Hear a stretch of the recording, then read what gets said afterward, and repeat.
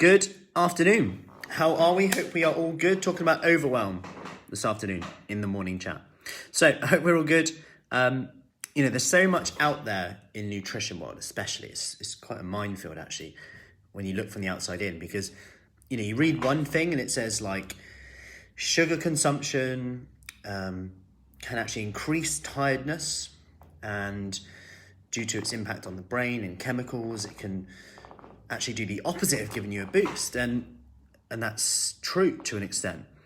However, you can look at that and go, oh, so that means that potatoes, pasta are sugar, we should avoid them too. I'm not going to eat carbs anymore, apart from low GI carbs, because my diabetes specialist nurse told me to eat low GI carbs. This is a natural thing that happened not too long ago. Told me to eat low GI carbs. So brown pasta, brown whole grain rice, so I'm getting my fibre in. And all of a sudden she's like, right, so I can eat that. But then she reads something else that says people with diabetes also need to cut out sugar completely, because it's carbs that are raising the blood sugar levels. Now she's got conflicting views coming in. She's also read that she needs fibre for her heart and gut health, but now she's cutting out all carbohydrates. Now she's just confused. And now it's like, so I don't know what to do. I don't know, I'm meant to be working every day. Like, is there any point in starting right now? It's got social events and all these things. We start to go into this mode. And it's a bit like when we have this long to-do list, or we look at our diary at the start of the week, if you've ever done this, and I have so many times. The only time I get stressed and overwhelmed is when I look at my diary and think, blimey, how the hell am I going to pull this week off? How am I going to get through this week? And not many people will admit that, but sometimes I look at my diary and I go, blimey, I've got a busy week coming up. And the only time you can get overwhelmed or stressed is if I actually look at the diary and actually go into the future. Really, I'm just in the future. If I just focus on 1 hour at a time, 1 hour at a time, guess what? It's actually really fun and really enjoyable, and I absolutely love it. Or I can look at 2 weeks ahead of time and go, well, I've got that there, then I'm there, then I'm there, then I'm there, I've got to do that there. I've agreed to do that talk. I'm doing that talk, and I'm lecturing at Oxford Brookes now that day. All these things I'm adding in. I'm like, did I agree to that? I've just been asked to do that. I'm saying yes to everything.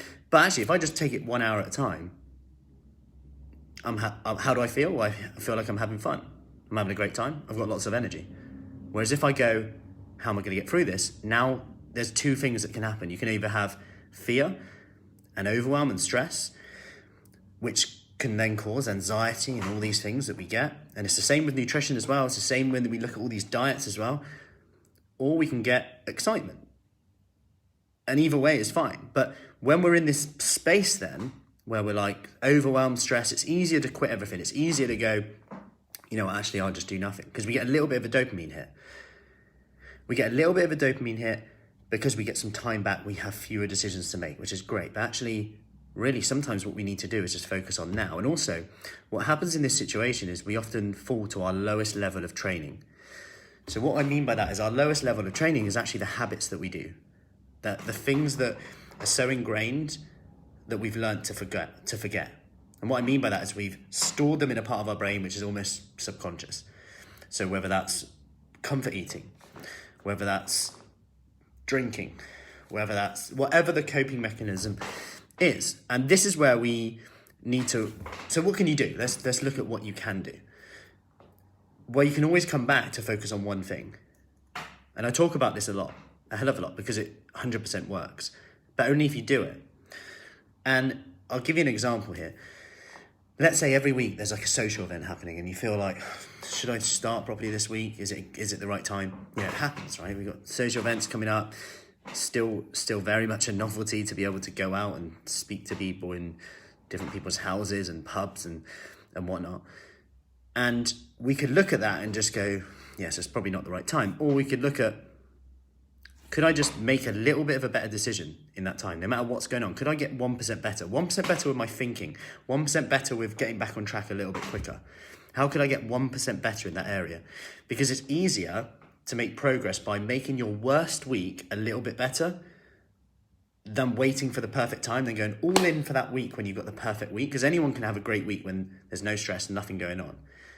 The key difference here is managing it to fit your lifestyle, making a choice based on how you want to feel rather than the choice that you feel like you have to make. Because when you feel like, I have to do that, it's just not going to happen. You make the choice based on how you want to feel. And what I mean by this is let's take the meal out, the weekend away. Let's say even if you're going for a meal out, you don't know what you're going to have that day, could you bulk up some protein, vegetables earlier on in the day? So at the very least, you've still got that in there. You've ticked that box off. The day after, could you set something up, a plan? Because that's when I normally lose it. I normally just write the day off because of how I feel, or the weekend, I start again Monday. Okay, could we get a bit better on that Sunday? We start to ask these questions. What will be different over 5 weeks' time, 6 weeks' time? Rather than waiting for that perfect time when we crash diet, then go off it again, on and off it, we're just slowly adding in little habits. Because when the going gets tough and we're really struggling again and that overwhelm comes in, we'll fall to our lowest level of training. And that's where those habits come in. Anyone can do a short-term hit, but can we just rewire our brain so that when we hit these obstacles that will come up, they'll 100% come up. Weight loss plateaus, social events, all these things that come up in the way, work, stress, things happen, etc. that get in the way. It will happen, 100%. Then we'll fall to our lowest level of training. And if we can raise that up, so our habits are just ingrained in there, whether that's water, whether that's protein intake, whether that's vegetable intake, whether that's having breakfast, because otherwise you're stuck mid-morning. Depends on you, really. Whatever it is. And if all else fails, just ask today.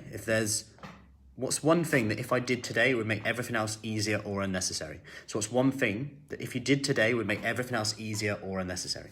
Whether that's go for a walk, get some outside, do a workout, have more protein, have a glass of water with every meal today. Whatever it is, just make sure you do something, and that's going to pull you out, rather than looking long term. How am I going to get through this 2 weeks? I've got a meal like that, and it's important to look at obstacles. But sometimes when you're in that space, that's the last thing you need to do, and actually just focus on right now. What can you do right now in the next hour? Because that will change the way you feel. Otherwise, you're just focusing on how you don't want to feel. Stressed, overwhelmed, busy. Rather than right now, how do you feel right now? What are you willing to do to change the way you feel? Hope that helps. Any questions, let me know. And I will see you soon. Take care.